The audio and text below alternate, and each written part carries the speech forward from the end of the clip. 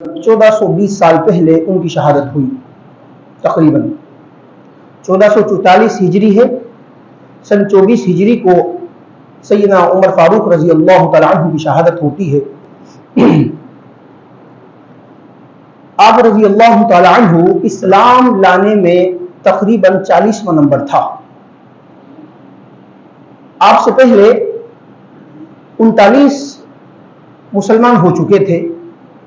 आप रजी अल्लाह तआला अन्हु जिस वक़्त इस्लाम लाए उस वक़्त आपका नंबरवां 40वां था इस्लाम लाने के एतबार से, और सन 6 नबवी थी, तकरीबन 7वीं शुरू होने वाली थी। यानी सरकार दो आलम सल्लल्लाहु अलैहि वसल्लम ने जिस वक़्त ऐलान नबूवत फरमाया तो उस वक़्त सन 6 थी नबवी। कुफार मक्का ने मुसलमानों पर जुल्म जबर अलम के पहाड़ ढाए। अल्लाह के नबी सल्लल्लाहु अलैहि वसल्लम ने अल्लाह रब्बुल इज्जत से दुआ की, ए अल्लाह इस्लाम को इज्जत अता फरमा दीजिए अमर इब्न हशाम या उमर इब्न खत्ताब के जरिए। ये अल्लाह के नबी सल्लल्लाहु अलैहि वसल्लम ने अल्लाह से दुआ की।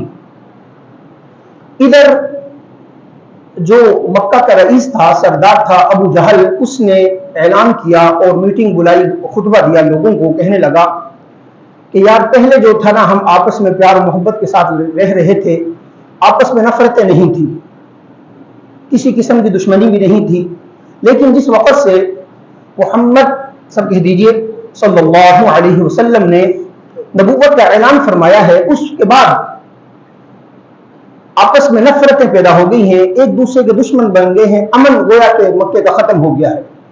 हजरत उमर भी यही सुन रहे थे बैठकर, उस वक्त तक मुसलमान नहीं हुए। खड़े हुए कहने लगा कि आज मैं जो है ना फैसला करूंगा, या इस जमीन पर उमर रहेगा या मोहम्मद सल्लल्लाहु अलैहि वसल्लम रहेंगे। तो खैर मुकम्मल अपना जंगी सामान पहनकर बाहर निकले और रास्ते में बहुत सारे सहाबा से मुलाकात हुई। तो सहाबा इकराम जिनमें अबू नईम भी शामिल थे, उन्होंने देखा कि ये जिस जज्बे के साथ जा रहे हैं रुकने वाले नहीं हैं। फरमाया कि कुरैश से लड़ लोगे? छोड़ो, मुझे मार देंगे ना। कहा कि ठीक है, आप सल्लल्लाहु अलैहि वसल्लम की खबर तो बाद में लो, पहले अपने घर की खबर लो। आपकी बहन वो इस्लाम ला चुकी है। अब जो है ना हजरत नईम ने रुख तब्दील किया, पलटा कि उधर ना जाए इधर जाए। इधर गए, दरवाजे पर पहुंचे तो आवाज कानों में पड़ी कि अंदर कुछ पढ़ाई की आवाज आ रही है। अब पता तो नहीं था। घर के अंदर फातिमा बिन्त खत्ताब रजी अल्लाह तआला अन्हु और इसी तरह फातिमा के जो घर वाले थे सईद, ये दोनों खब्बाब बिन अरत रजी अल्लाह तआला अन्हु से कुरान करीम पढ़ रहे थे। उस वक्त कुरान इस मसहफ की शक्ल में नहीं था, और आप पर तख्तियों पर इसी तरह ये जो दरख्त होते हैं इनकी छाल होती है, इस पर हड्डियों पर खालों पर लिखा हुआ था।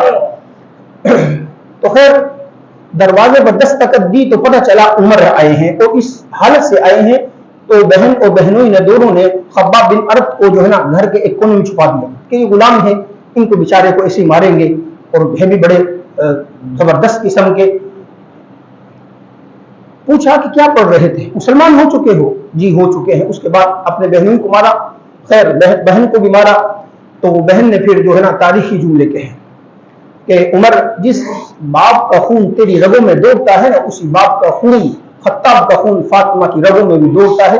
क्यों मारते हो, क्यों परेशान होते हो? तुम अगर इस पर तुल गए हो कि तुम इस्लाम से फिर जाओ, ये नहीं हो सकता, हम मुसलमान ही रहेंगे, खातिम हमें कत्ल कर दो। अब ये बात थी, आप जानते हैं कि इंसान है, मर्द है, अगर वो कमजोर किसी भी कमजोर मखलूक पर हाथ उठाता है और आगे से ये रिएक्शन मिलता है, तो इंसान है तो सोचता है कि भाई ये क्या है, कैसी ताकत, कुव्वत है। लेकिन वो इस्लाम की कुव्वत थी, इस्लाम की ताकत थी। उसके बाद रुख तब्दील हुआ। असल चीज वही थी जो सरकार दो आलम सल्लल्लाहु अलैहि वसल्लम पहले दुआ फरमा चुके थे। फरमाया कि फातिमा जो तुम पढ़ रहे थे वो मुझे भी पढ़ाओ। फातिमा कहने लगी नहीं, इस तरह नहीं हो सकता, तुम नजस हो, पलीद हो, पहले पाक हो, गुस्ल करो, उसके बाद तुम्हें कुरान थमाऊंगी। यही हुक्म है कि अगर कोई शख्स नजस हो, पलीद हो, कुरान करीम को हाथ नहीं लगा सकता। उसके बाद फातिमा ने गुस्ल करवाया, उन्होंने गुस्ल किया। उसके बाद कहा कि ये ताहा की इब्तदाई आयत دل کی کایا پلٹ چکی تھی. پوچھا کہ سرکار دو عالم صلی اللہ علیہ وسلم کہاں ملیں گے؟ فرمایا کہ دار ارقم میں ہوں گے. تمام صحابہ کرام دار ارقم میں موجود تھے تو گئے اسی حالت میں. اب جو آپ جانتے ہیں یہ دو دروازے تھے پہلے، ان کے درمیان ابھی بھی بہت زیادہ خلا ہوتا ہے. اب جدید زمانہ ہے، ذرا مشینی دور ہے، تو اس خلا کے ذریعے سے دیکھا یہ جو پارٹ ہوتے ہیں آپس میں اتنے بہترین طریقے سے نہیں ملتے تھے. اب گاؤں میں ابھی بھی بہت سارے جو ہے نا دروازے جو ہوتے ہیں ان کے اندر ہوتا ہے. تو خیر وہاں سے دیکھا اور سرکار دو عالم صلی اللہ علیہ وسلم کو عرض کیا صحابہ یا رسول اللہ عمر اس حالت میں آئے ہیں. اللہ کے نبی صلی اللہ علیہ وسلم فرمایا آنے دو. حضرت حمزہ رضی اللہ تعالیٰ عنہ بھی وہیں پر موجود تھے. عرض کیا یا رسول اللہ صلی اللہ علیہ وسلم آج دروازہ کھولیے، اگر عمر کا ارادہ صحیح ہوا تو فبیہا، ہم اس کو ویلکم کہیں گے، خوش آمدید کہتے ہیں. اگر ارادہ خراب ہوا تو عمر کی تلوار ہوگی اور عمر کی گردن بھی ہوگی. لیکن وہاں تو کایا پلٹ چکی تھی. آگے آتے ہیں سرکار دو عالم صلی اللہ علیہ وسلم، آگے بڑھتے ہیں. اللہ کے نبی صلی اللہ علیہ وسلم نے یہاں سے پکڑا، گریبان سے جھنجھوڑا. عمر ابھی بھی تمہارا دل حق کی طرف نہیں مائل ہوا.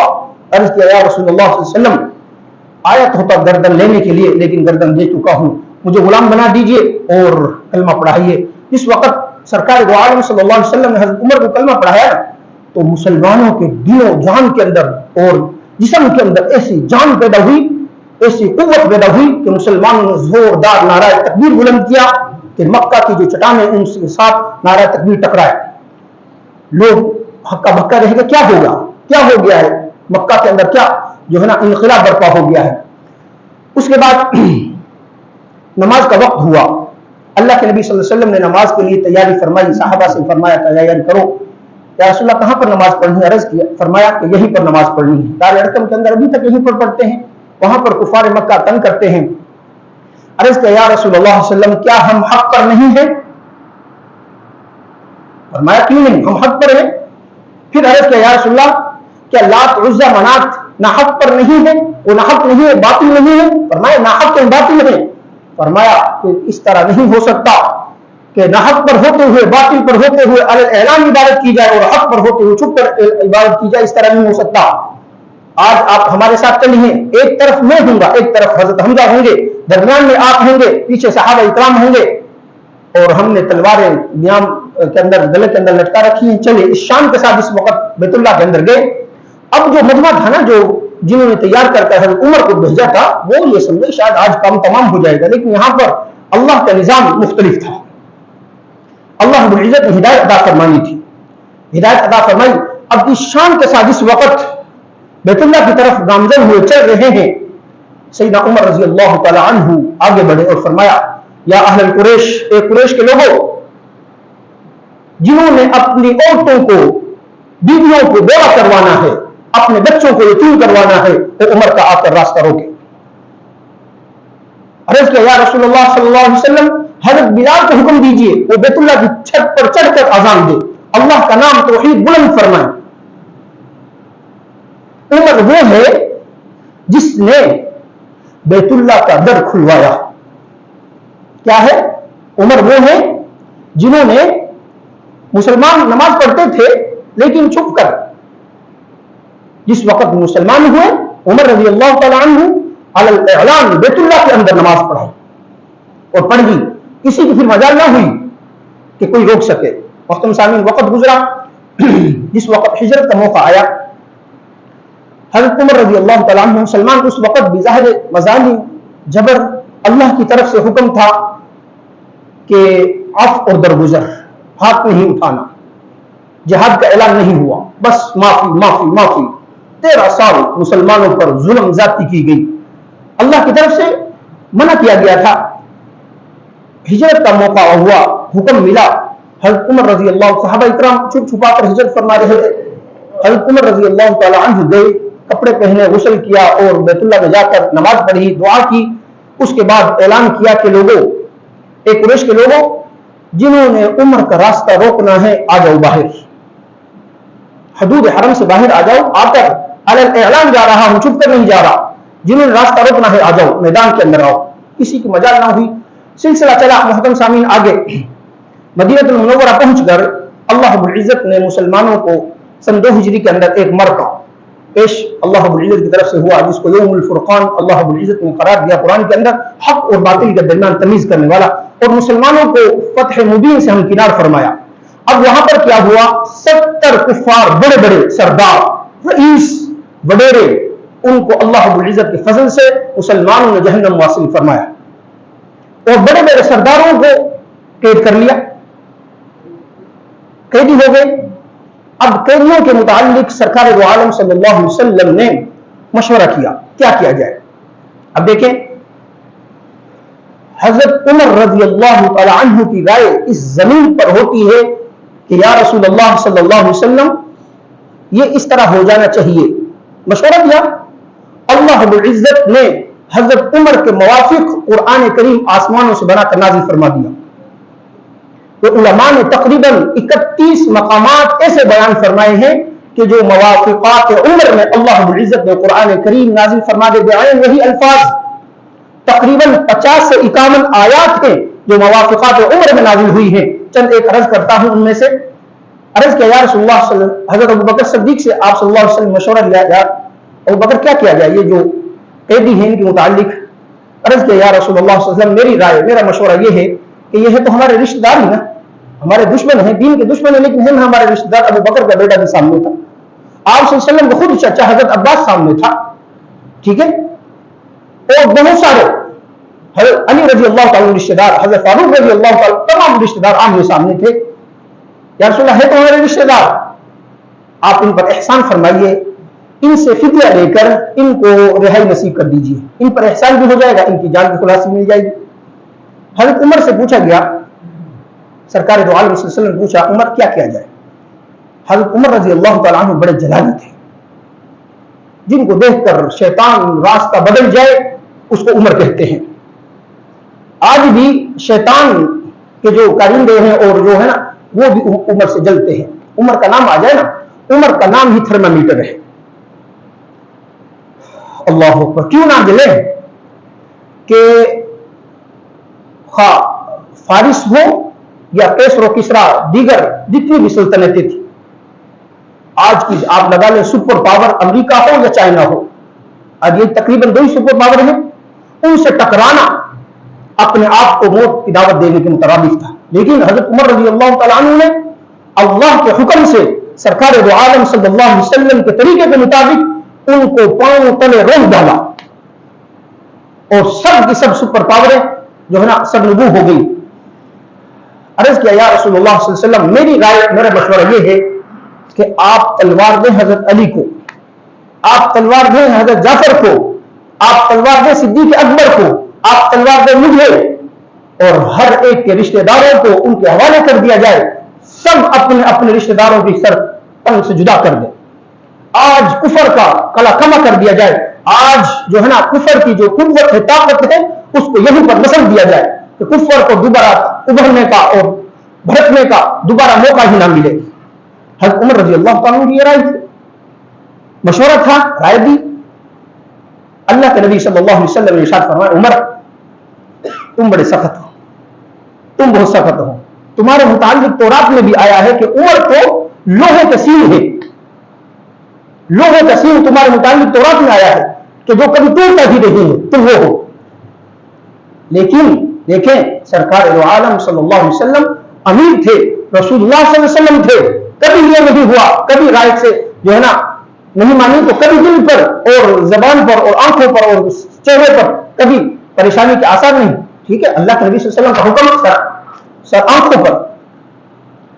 فیصلہ ہو گیا کہ ان سے فدیہ لے کر ان جو بدر کے قیدی ہیں ان کو رہا کر دیا جائے۔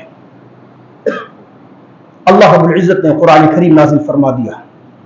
اگلے دن کا واقعہ ہے، سرکار دو عالم صلی اللہ علیہ وسلم حضرت ابو بکر صدیق رضی اللہ تعالی عنہ مدینہ کے اندر ایک درخت تھا، ببول ڈکیکر کا درخت، اس کے نیچے بیٹھ کر رو رہے ہیں۔ حضرت عمر گئے یا رسول اللہ صلی اللہ علیہ وسلم کیا وجہ ہو، مجھے بھی بتلائیے، میں بھی آپ کے ساتھ روتا ہوں۔ فرمایا عمر اگر آج اللہ رب العزت ہمیں اس سے پہلے معاف فرما چکے ہوتے تو اللہ کا عذاب نازل ہوتا، سوائے تیرے تمام کے تمام لوگ ہلاک ہو جاتے، لیکن اللہ رب العزت نے مجھ سے وعدہ فرمایا ہے کہ میں آپ کی امت کو من حیث القوم ہلاک نہیں فرماؤں گا۔ ما كان لنبي ان يكون له اسرى حتى يثخن في الارض تريدون عرض الدنيا والله يريد الاخره والله عزیز حکیم. غزوہ بدر مکمل ہوا, غزوہ احد آ جائے. وہاں پر مسلمانوں کو وقتی طور پر شکست ہوئی. قیادت کرنے والے کفار کی طرف سے ابو سفیان کے جو اس وقت تک رضی اللہ تعالیٰ عنہ نہیں ہوئے تھے, انہوں نے اس وقت آپ جانتے ہیں کہ 70 مسلمان شہید ہو گئے اور 65 وقتی طور پر تبدیل ہوا. مسلمان وقتی طور پر شکست ہوئی مسلمانوں کو. اب ابو سفیان نے وہاں سے للکارا, مختلف باتیں کی کہ آج لات اور عزا اور حبل وہ جو ہے نا ہمارے ساتھ تھے اور ہماری مدد کر رہا ہے. پھر فرمایا, اس نے کہا کہ ابو سفیان نے یہ کہا کہ لگتا ہے محمد صلی اللہ علیہ وسلم بھی نہیں ہے, ابو بکر بھی نہیں ہے, عمر بھی نہیں ہے. یہ باتیں کی تو بعد میں جس وقت اس نے لات عزا کا نام لیا نا تو حضرت عمر سے نعرہ گیا. عرض کیا یا رسول اللہ میں جواب دوں؟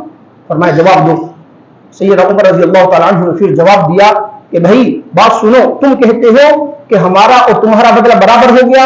احد میں ہم نے تمہارے 70 مارے تھے, آج ہم نے تمہارے 70 مار دیے, برابر ہو گیا؟ نہیں, برابر نہیں ہوا, اس لیے کہ ہمارے شہداء تو جنت میں ہیں, تمہارے جو مقتولین ہیں وہ سب کے سب جہنم میں ہیں. تمہارے ساتھ حبل اور لات و عزا کوئی تمہاری مدد نہیں کر سکتا, ہمارے ساتھ اللہ وحدہ لا شریک ہے.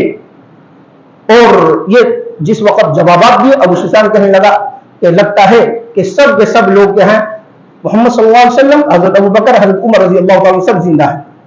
آگے سلسلہ چلتا ہے. رئیس المنافقین, اس سے پہلے ایک غزوے کے اندر اللہ کے نبی صلی اللہ علیہ وسلم تشریف فرما ہوئے گئے اور آپ کے ساتھ صحابہ اکرام بھی تھے اور منافقین بھی تھے. تو غزوہ بنو مستلق, وہاں سے واپسی پر اما عائشہ صدیقہ رضی اللہ تعالی عنہا, ہودج جو ہوتا ہے اونٹ کے اوپر رکھنے والی چیز ہوتی ہے جس میں پردہ ہوتا ہے, وہاں پر اما عائشہ صدیقہ رضی اللہ تعالی عنہا کو بٹھایا جاتا تھا. یہ ہماری ماں سرکار دو عالم صلی اللہ علیہ وسلم کی بیوی آپ صلی اللہ علیہ وسلم کے ساتھ تھی. تو جس وقت قافلہ چلنا شروع ہوا اور ابتدا کی یعنی تو صحابہ اکرام نے ہودج کو اٹھایا اور اونٹ پر رکھ دیا. ام المؤمنین اما عائشہ صدیقہ رضی اللہ تعالیٰ عنہ فرماتی ہیں میں قضاء حاجت کے لیے گئی ہوئی تھی. اس کے بعد کیا ہوا, میں نے دیکھا کہ قافلہ روانہ ہو چکا ہے, اب میں تو قافلے کو نہیں پکڑ سکتی, پیدل ہوں, اکیلی عورت ہوں. آ کر واپسی میں نے جو ہے نا وہیں پر قیام کیا, اپنے اوپر چادر لی لیٹ گئی. پیارے حبیب صلی اللہ علیہ وسلم کا یہ معمول تھا کہ جس جگہ پر قافلہ ہوتا نا وہاں پر ایک ساتھی کو چھوڑتے یا ایک دن بعد وہ مکمل قافلے کی پڑاؤ کی جگہ پر وہ دیکھتا کہ قافلے کی کوئی چیز تو نہیں رہ گئی ہے. اب جو ہے نا حضرت صفوان رضی اللہ تعالی عنہ وہ اونٹنی پر آئے اور انہوں نے دیکھا کہ ایک کپڑا ہے اور وہاں پر اما عائشہ صدیقہ رضی اللہ تعالی عنہ کو دیکھا کہ وہ آپ برقعے میں ہیں اور مکمل جو ہے نا پردے میں ہیں. فرمایا انا للہ و انا الیہ راجعون, صرف یہ کہا اور اونٹ پاس بٹھایا. ام المؤمنین اونٹ پر بیٹھی, مہار پکڑی, سیدھے چلے گئے. اما عائشہ فرماتی ہیں ایسا پاک باز مرد میں نے نہیں دیکھا کہ جس نے میری طرف آنکھ اٹھا کر بھی نہ دیکھا ہو. یہ ام المؤمنین اما عائشہ صدیقہ رضی اللہ تعالیٰ عنہ اور آپ گنا فرما رہی ہیں.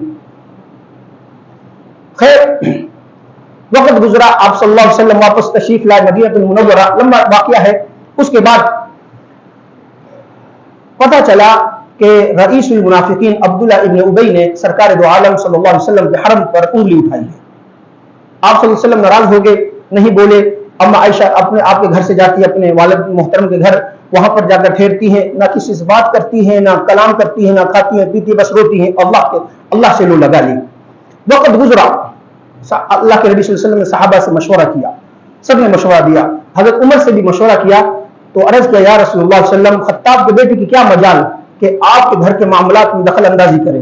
فرمایا کہ میں حکم دے رہا ہوں, مشورہ دے. عرض کیا یا رسول اللہ پھر میں آپ سے سوال کر سکتا ہوں؟ فرمایا کیوں نہیں, کرو. عرض کیا یا رسول اللہ صلی اللہ علیہ وسلم آپ کا نکاح عقد اما عائشہ سے آپ نے خود اپنی مرضی سے کیا یا کسی اور نے کروایا؟ فرمایا اللہ رب العزت نے اپنے حکم سے میرا عقد نکاح عائشہ سے کیا ہے. اس سے پہلے سیدنا جبرائیل علیہ السلام کے ذریعے سے مجھے ان کی تصویر بھی دکھائی گئی تھی. اپنی مرضی سے تو کچھ نہیں کر سکتا. وما ينطق عن الهوى ان هو الا وحي يوحى. فرمایا پھر عرض کیا یا رسول اللہ صلی اللہ علیہ وسلم جب ہمیں اپنے بیٹوں کے لیے پاک باز عورتیں اور بیویاں مل سکتی ہیں کیا اللہ کو اپنے نبی کے لیے پاک باز بیوی نہیں مل سکتی؟ اللہ کے نبی صلی اللہ علیہ وسلم سے دوسرا عرض کیا یا رسول اللہ ہم نے اپنی زندگی کے اندر کبھی بھی آپ کے جسم اطہر پر کبھی کسی مکھی کو بیٹھتے ہوئے نہیں دیکھا.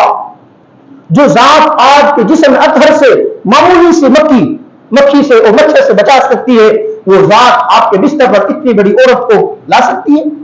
اب یہ بات جس وقت سیدنا عمر رضی اللہ تعالیٰ عنہ نے کی نا تو اللہ کے نبی صلی اللہ علیہ وسلم کھلا اٹھے اور ام عائشہ کے گھر جاتے ہیں, اپنے سسرال گھر جاتے ہیں, صدیق اکبر رضی اللہ تعالیٰ عنہ کے گھر, وہاں پر بیٹھتے ہیں, پوچھتے ہیں عائشہ تو رو رہی ہے.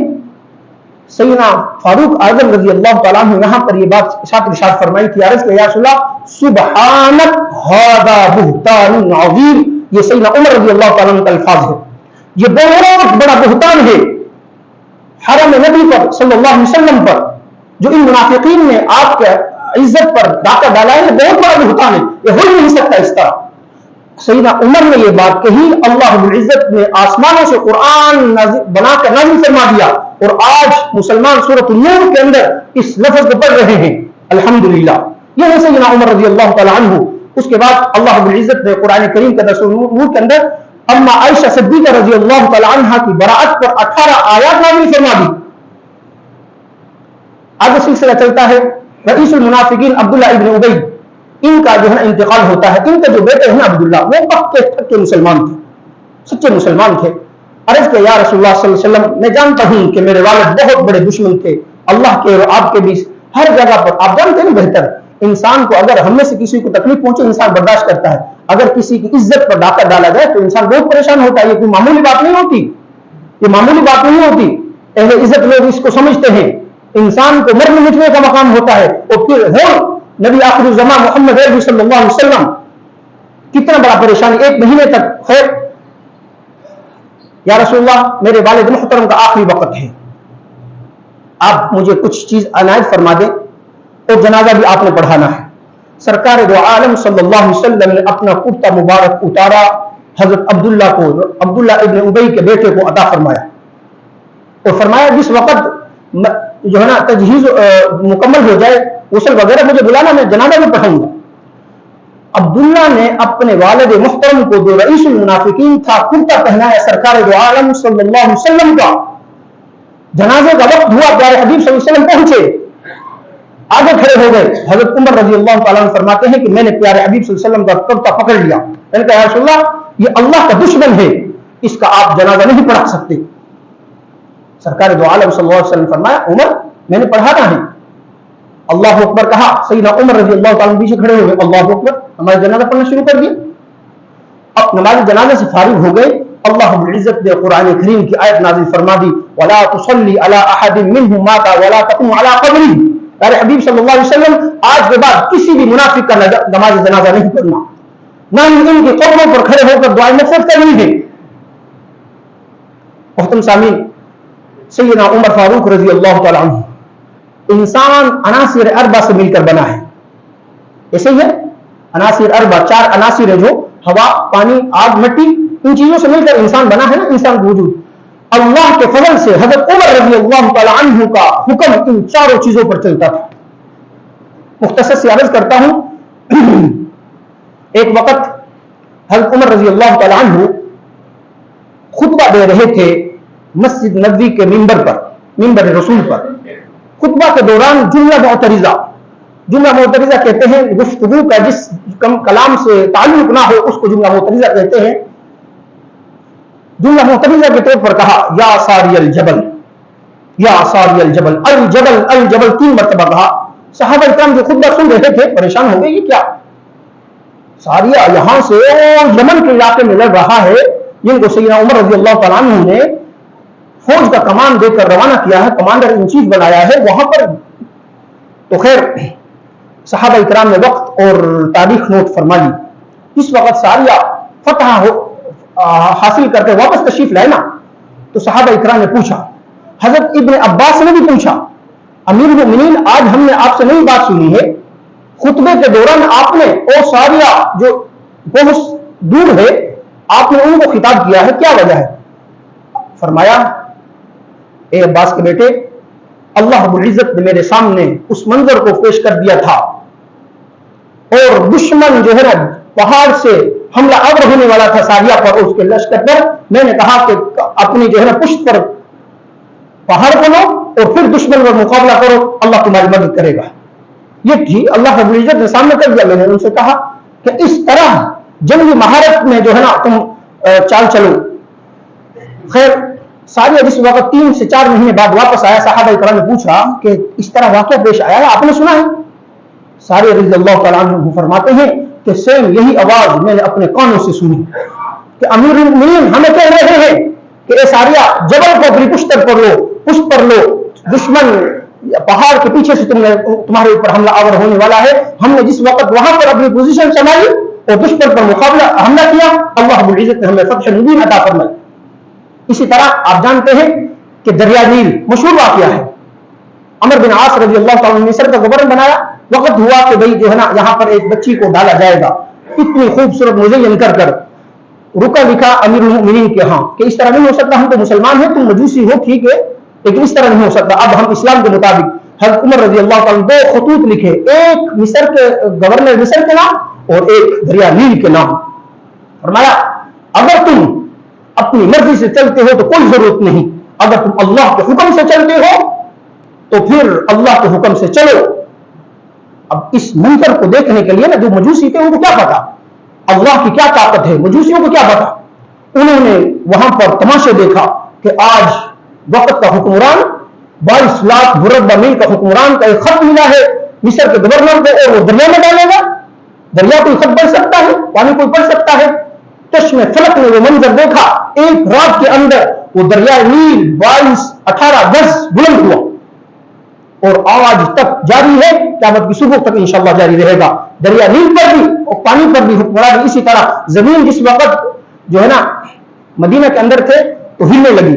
عرض کیا کیوں ہلتی ہو؟ کیا عمر تمہارے اوپر عمل نہیں کر رہا؟ کوڑا مارا. اس وقت سے زمین آج تک مدینہ کی زمین زلزلوں سے محفوظ ہے.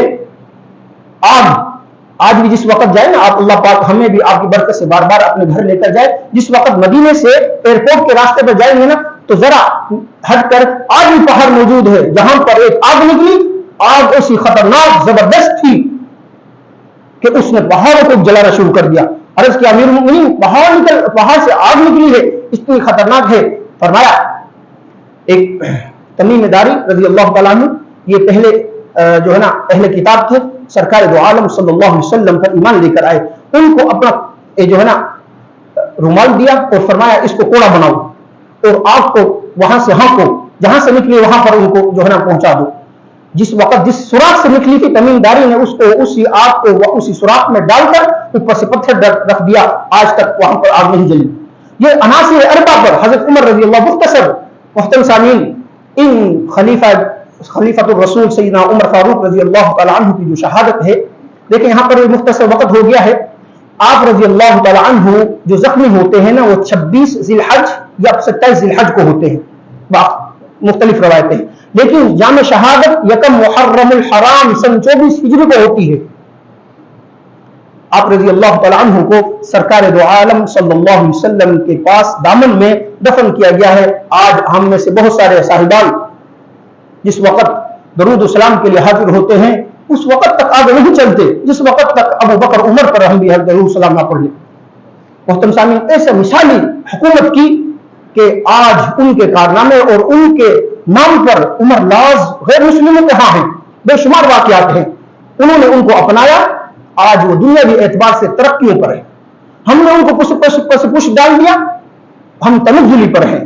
اگر آج ہم اپنی کھوئی ہوئی ساتھ کو واپس لانا چاہتے ہیں تو ضرورت اس امر کی ہے کہ ہم خلفائے راشدین، اصحاب محمد صلی اللہ علیہ وسلم اور اہل بیت رضی اللہ تعالی عنہم اجمعین کے نقش قدم پر چلیں. پہلے کیا ہے؟ پہلے ہم ان کو پڑھیں، ان پر عمل پیرا ہوں تو انشاءاللہ العزیز اس دنیا کے اندر بھی ہم کامیاب ہوں گے، آخرت کے ہمیشہ کی کامیابی ہماری مقدر ہوگی. ارادہ کرتے ہیں انشاءاللہ سیدنا عمر رضی اللہ تعالیٰ عنہ جیسی عظیم شخصیت کو ہم پڑھیں گے اور انشاءاللہ ان کے مطابق زندگی گزاریں گے. اللہ رب العزت سے دعا ہے کہ اللہ پاک سیدنا عمر رضی اللہ تعالیٰ عنہ کو اپنے شان کے مطابق اجر عظیم جزائے خیر عطا فرمائے. آمین. وما علینا الا البلاغ. عطا فرمائے.